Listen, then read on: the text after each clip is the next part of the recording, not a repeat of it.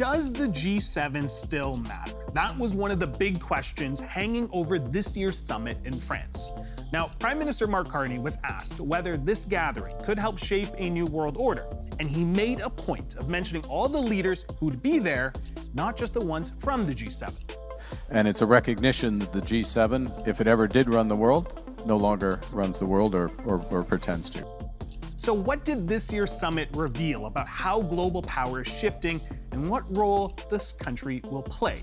We break down the top G7 takeaways for Canada.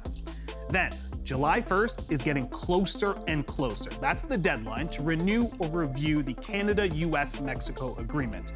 We look at President Donald Trump's threats to pull out and what they mean for trade negotiations. Welcome to The Rundown.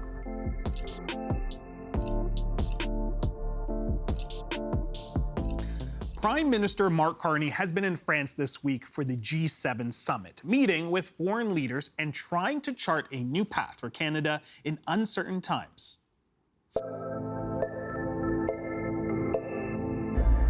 Arif Lalani is a former Canadian ambassador to several countries in the Middle East.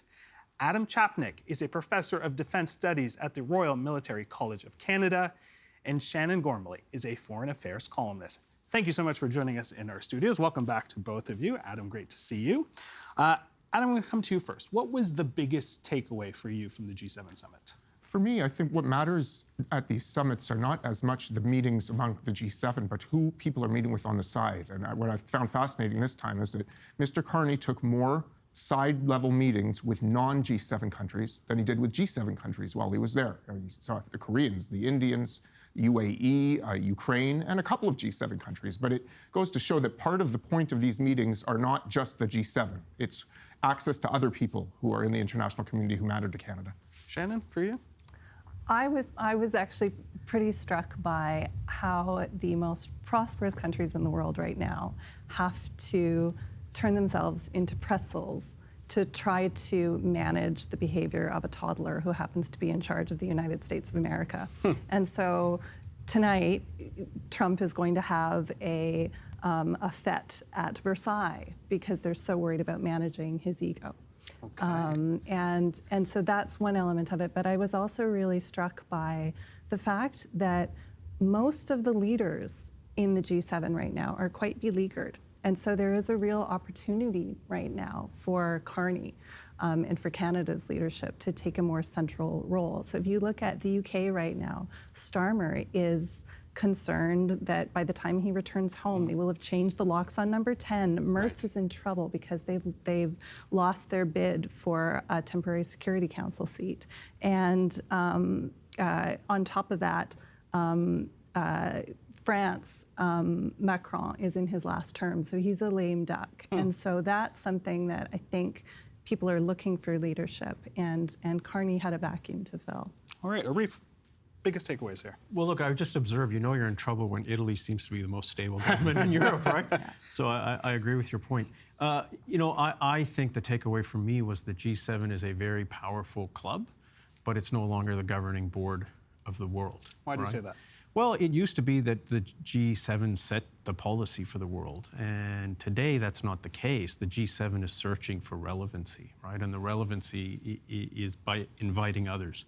So to Adam's point, the G7 doesn't matter if India isn't invited, if the Gulf states aren't invited, and if others aren't invited. So I think now the G7 is just a very important club, but it doesn't set the table. There are many competing groupings like BRICS Plus, Brazil, Russia, India, China, and South Africa, and new members, the G20, the Shanghai Cooperation Organization. So the G7 is now just one amongst many. Shannon, what are your thoughts on that? When we're talking about, for example, India, not a member, China, second largest economy here. When we really look at Asian representation in the G7, it's really just Japan. Are there some missing pieces in terms of its relevancy? Well, I don't think there's anything wrong with the most prosperous democracies in the world coming together and trying to make deals and coordinate their actions.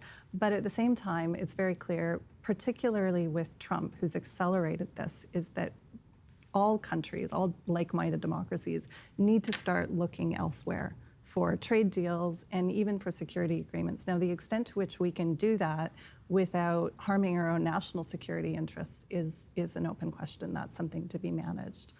Adam, any opportunities that you felt Canada failed to capitalize on? I don't think so, but I also would say that I'm not sure that we can figure that out right now. Part of the G7, to me, is not a place where things get finalized. It's a place where relationships are built, where Mr. Carney can accelerate trade with India, but you don't sign a trade deal with India while you're there. So it's hard to know without being in the room for those sidebar conversations how well they went and therefore if any opportunities were missed. But it seems to me that the Prime Minister stayed busy, which is the point. If you're going to be there, you meet with as many people as you can that can help Canada's interests in the grand scheme. So it's hard with what we know so far to say that opportunities were really missed. Arif? I don't think there were any opportunities missed. I think the Prime Minister is executing the best foreign policy that's available to him. And I'd add he's doing it without having these endless policy reviews and deliberations. He's actually leading by execution, which I think is a good thing. So I don't think so. I think it was a no-drama G7. Which with President Trump is itself an achievement. He didn't leave early. Yeah. He showed up. So I think for President Macron also, he sort of escapes the summit without having any major drama. Shannon, on the point that Adam made about Mark Carney's leadership, right before the G7 summit, Mark Carney advocated for a third path for middle power nations, arguing that countries like Canada should build more pragmatic coalitions rather than simply competing for favor of major powers. Is that the sensible path forward? I think it's the best path available to us right now, given the unpredictable, mendacious behavior of our biggest trading partner. And to a certain extent, we can only detach ourselves from the United States to a small degree, but he's still trying to do it to whatever extent that we can. Now, whether or not we're striking the right balance in the relationships that we're pursuing on a trade level with other countries, I'm not always so sure about that. I mean, for instance, he used his time with India at the G7 to invite India for a visit. Mm-hmm. And just 3 years ago, a Sikh person was murdered on Canadian soil. Just 6 months ago, I believe it was the head of the Federation of Canadian Sikhs.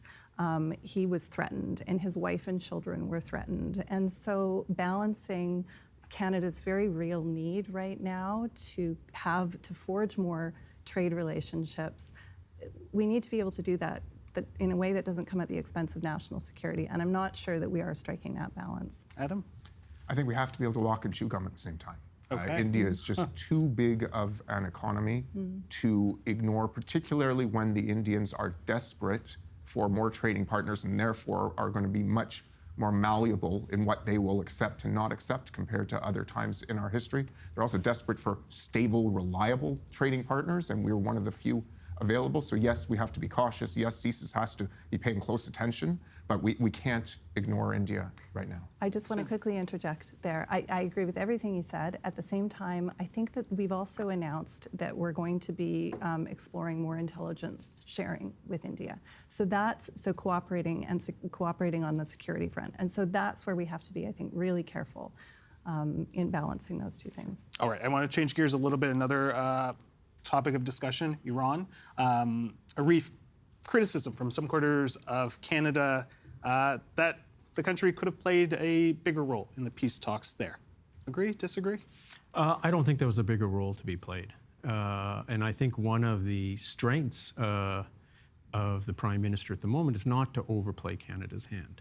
I mean, what would Canada have done? I think there's a role for Canada now if there is really a memorandum of understanding that holds to Friday and beyond, is for us to use some of our naval and high-tech assets to help secure the strait. But if it was me, I would be staying out of this huge strategic miscalculation by the United States and Israel. I mean, it's been a complete disaster for the world. Adam? I think that we have a tendency in Canada historically to look for places to lead, to insert ourselves, and I think we shouldn't be doing that. We're at our best if we are asked to intervene and then we say yes and do a good job. Looking, me, please, is not, that's not helpful. That's actually, you're in it for yourself. So we weren't asked to do more for Iran, and we didn't do more, and that makes perfect sense to me. Being humble is not a bad thing in world affairs. So can I just also add, it's also wasn't in our interest, right? So I think also the days of when Canada looks to play a good role, or I think we need to be driven by what was in our interest, and it wasn't in our interest to try and seek a greater role. Whose interest was it in? For Canada to seek a greater role, you mean?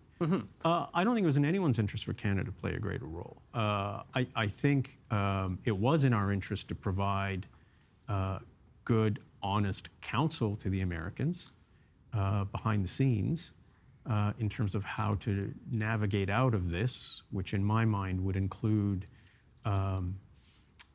bringing the Chinese in more to guarantee whatever is going to be agreed. And I suspect Canada was providing that advice behind the scenes. Shannon? I don't know why Canada would want to have a role in a mess that it wanted to have nothing to do with. So this was a mess of Trump's own creation. It was entirely unnecessary.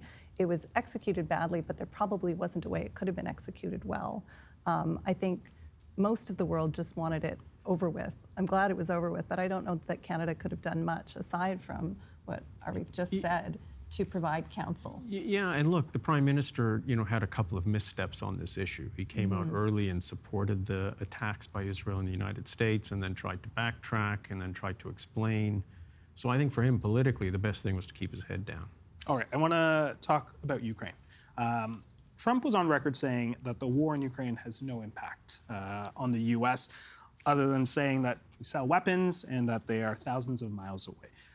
Was this an opportunity for Canada to reassert its support for Ukraine? I think we did reassert our support. I think we've increased the number of folks that we're sanctioning. We've increased the amount of money that's going to support Ukraine. We had another meeting with President Zelensky that, by all accounts, seems to have gone very well. So I think we did that. And I think sometimes the president says things that one has to accept with a grain of salt. In that very moment, he might not have been doing much more with Ukraine, but an hour later he might have been, and we have to just accept that and move on. Jan, did Canada rise to the occasion there?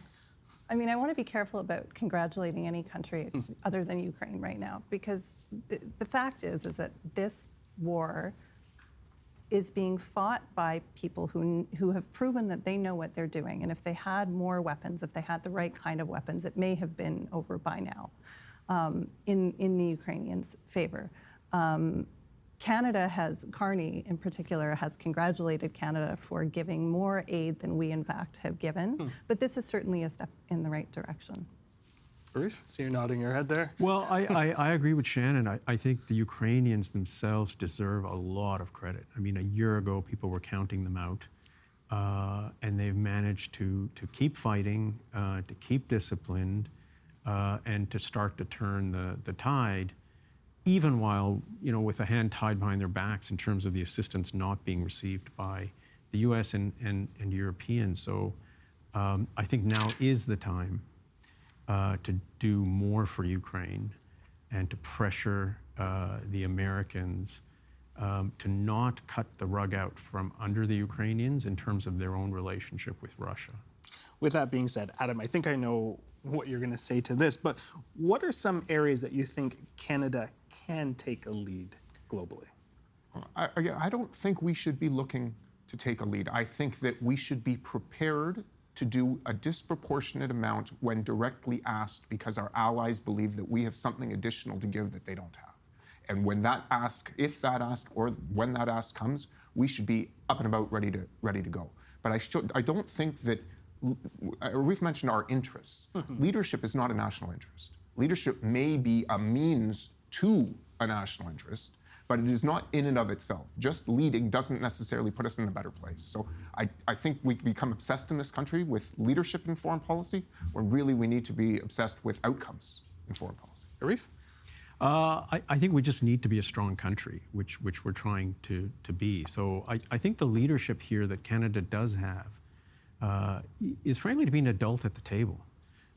This is a system where our natural leadership points, the Americans and others, are not in a position to do that. So I think Prime Minister Carney brings, real kind of experience to the table. And I think the other thing that Canada can do is speak up for what's right and back it up. And he has so far been able to do that on Ukraine, on Gaza, on the Middle East in general, on AI, on teens and social media. I mean, I think people are looking for countries who are addressing complex problems with some maturity and some thoughtfulness. And I think we now have a prime minister who's in that camp. Shannon? I think to a large extent, we're going to lead by example if we're going to lead by it at all. I think that, as our friend Arif just said, people want an adult at the table right now, and other countries do watch that. And so when Canada's Prime Minister, who's on a high right now, not just domestically, but internationally, when he is refraining from scapegoating the media, when he observes democratic norms, that can be infectious. And so we don't want to overstate the extent to which that can be infectious, but just as authoritarian systems rely on other authoritarians to project strength in their system, so do democracies. Adam, Carney left the G7 without a formal meeting with the President Trump. Carney has said that he had spoken with Trump 7 or 8 times over the past 36 hours and shouldn't really read into the fact that he didn't have a formal meeting. How should Canada navigate an unpredictable USA? I think that's the kindest way I think I can put it, but how do we navigate this? Well, I think one thing you don't do is going begging publicly for a meeting. So if there's no meeting to be had, that should just be fine, as the Prime Minister seemed to indicate that it was. I think that we have to recognize that it is in America's interest to collaborate with Canada and with Mexico. We all benefit, we all grow, we all prosper when that happens. The Americans will realize that, more of them at some times than another, and when the Americans are in a position where they're realizing that more often than not, we have to be able to jump and get things done quickly. When they aren't in the mood to discuss that, we have to just keep going, continue to prepare, and be ready when it happens. The numbers are very clear. All of our economies will grow more quickly if we work together. I should mention that Canada-U.S. Trade Minister Dominic LeBlanc did meet with counterparts in the U.S. What are your thoughts there? I think leaders meet either to launch a process or to close a process, and there was nothing here to launch or nothing to close. So I think it really wasn't an issue that they met or didn't meet. I think the officials are carrying on the discussions. And frankly, I think with President Trump, a meeting with President Trump is usually sort of the last resort, not the first resort, because it's very unpredictable. All right. I think all eyes are on July 1st and sort of ticking towards that deadline. How do we deal with an unpredictable counterpart in the States?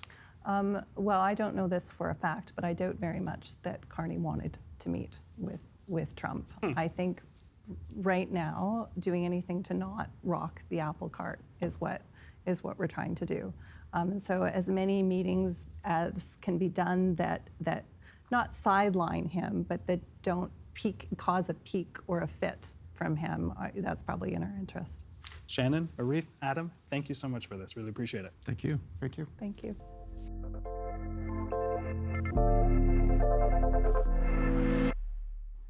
U.S. President Donald Trump has made it pretty clear he's no fan of the Canada-U.S Mexico Agreement.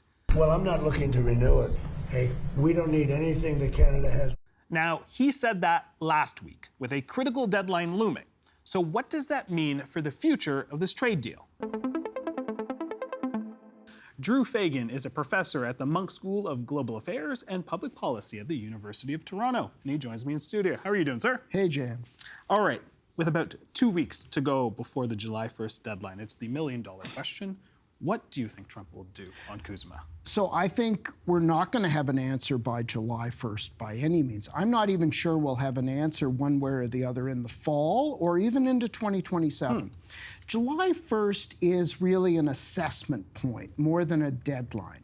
Basically, it means the three parties come together and check where they're at, and then technically decide yay or nay on whether the agreement should be extended for another 6 years. That doesn't mean 6 years from now. That means 2036 to 2042. Okay. Trade agreements think long term. I think it's likely that that's not going to happen either now or into the fall. And we're going to be into almost an elongated, possibly constant process of negotiations, given the way the Trump administration plays this kind of thing. With that being said, what should Canada's strategy be? Well, so one, don't overreact. All the senior officials know that. Don't take the bait. And that's a logical thing to do because we've been doing that for a long, long time. And CUSMA is as big as stakes get with regard to Canada-U.S. relations. Then there's the issue of some degree of national unity. You think back to the Free Trade Agreement in the 80s, NAFTA in the 90s, CUSMA in Trump 1, as we call it. It was important that the little guy, that's us, we're not a small economy, we're the 10th biggest economy in the world, but they're the big guy, they're the big dog. We need to speak with one voice. And that's hard given the size of the country and the many economies within it. It's up to the Prime Minister and his team to ensure that the premiers, business, if they're not on one page, they understand where everybody's out and where everybody's at and where the trade-offs are. And that is happening. We've seen with Premier Doug Ford singing sort of a different tune. Yep. Is that what that's signaling towards? Absolutely. He's a bit of an unknowable, but I think lately he's become a little bit more disciplined and a little bit more of the team. He played an interesting role early as kind of this Captain Canada thing. That was in part during the period between Trudeau and Carney, and he became the voice. Now Carney, disciplined, focused, policy wonk, is really in charge. And I think you can see that coming to the fore. And he's going to have to make some tough decisions on the give and take in the context of how big the country is and how many economies there are. Well, let's talk about that. What's the best case scenario for Canada here? Is it, for example, the existing tariffs being removed, or is there more on the table here? So the existing tariffs, the Trump administration insists will not be removed. The first point is they only exist on a small percentage of Canadian exports to the United States, 10 to 15%. So they haven't been devastating. And the Trump administration, however problematic they are, up until now has respected, by and large, the technical terms of CUSMA. So Washington insists some tariffs will remain. We want to get those down. In the first negotiation of CUSMA in 2018, we managed to get tariffs that were applied to the same products off. Washington insists not. And then it's an issue of getting a deal as quickly as possible, given the uncertainty, and I do think it's going to take a while, that is close to the status quo. I say close to because there are probably going to be some gives that we're going to have to make to get that. Well, let's talk about those. What are some of the compromises that Canada might have to make? Well, you've already seen one with regard to online streaming. And the issue of culture and the degree to which Canada views culture as something of national sovereignty, and the United States views it as entertainment. That's been an issue going back to the original free trade agreements. So the step the Prime Minister and Cabinet took last week to limit the kind of tax, if you like, on American streamers that fund additional Canadian production, they stepped back from that last week. I'd mention a couple of other things. Supply management, our dairy and poultry producers. You know, I think that is a give that we made. First of all, we made it in Trump 1. We opened the market, you know, to some extent. It did cost the taxpayer about $3-4 billion in compensation. The same thing may happen here, and I think the Prime Minister wouldn't be upset to see that happen because I think he understands very well the fact that it's a bit of a drag on the Canadian economy.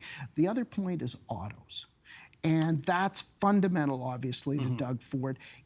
It's not a sector of the future for this country, or for that matter, the United States. We have to protect production, assembly to the extent we can.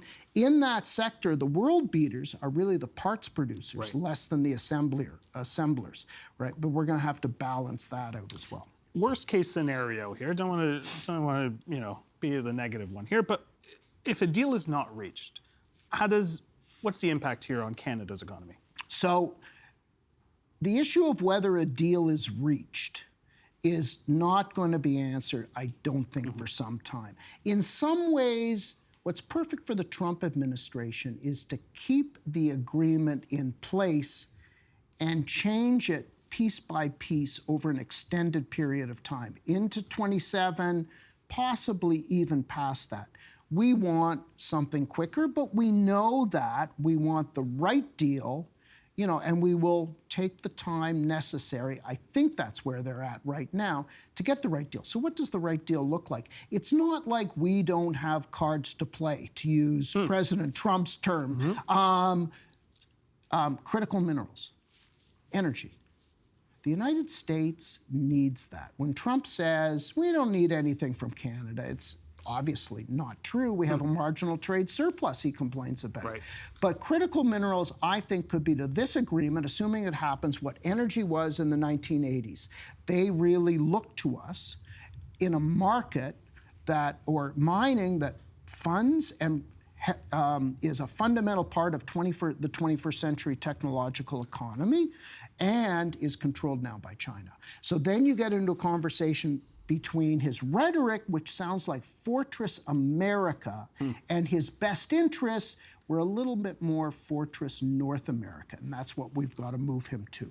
All right, you mentioned critical minerals, you mentioned energy. I'm thinking Ontario. So help me understand a little bit, if a deal isn't reached or if it does go year by year where they get a little bit through negotiations, how does this affect Ontario? Well, the first point I want to make is with regard to Ontario or the Canadian economy generally, we're less integrated, if you like, less dependent anyway on the U.S. market than we were, say, 25 years ago. Okay. Significantly so. We express concern that 75% of our trade is with the United States. That was never viewed as a vulnerability until we got Trump. Around 2001, 2002, it was over 85%. It's close to 88% at its peak. So we're less dependent to a sizable extent. Ontario has always looked to the U.S. market more than other provinces. BC, for example, has always looked to Asia more than other provinces. It's logical.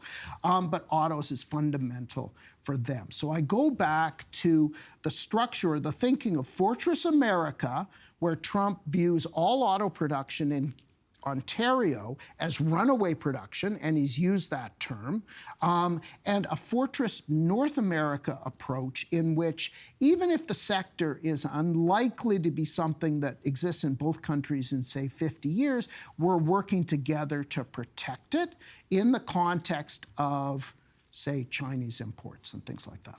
Well, as you mentioned, it looks like this is not going to go away anytime soon, which means that we will probably have to bring you back in to talk about it years down the line as well. Drew, really appreciate it always. Pleasure. Thank you so much for your insights. Pleasure. I'm Jeyan. Thanks for watching The Rundown. We'd love to know what you think of the show. So send your suggestions and feedback along to rundown@tvo.org, or you can always leave us a comment on our YouTube page. Until then, I will see you tomorrow.